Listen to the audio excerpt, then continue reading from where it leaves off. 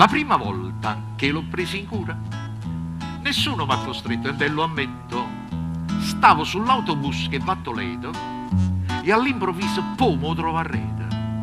Che pena, mi son detto, poveretto, sicco con l'occhiafora fa paura, che sta per forza la già piglia in cura l'ho tenuto un mesetto.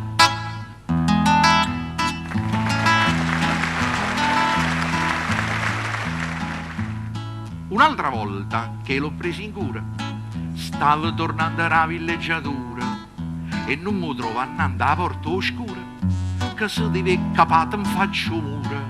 Lo guardo e penso a un caso disperato, l'ha già studiato con molta più attenzione. Arava la porta, chiude la serratura e mo ripiglia una volta in cura.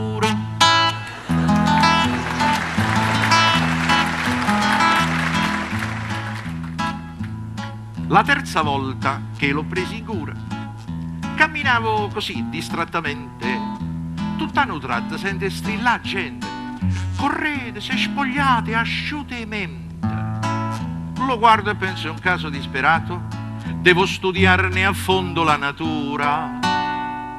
È l'unico rimedio più sicuro che mi tenga sempre fissa in cura.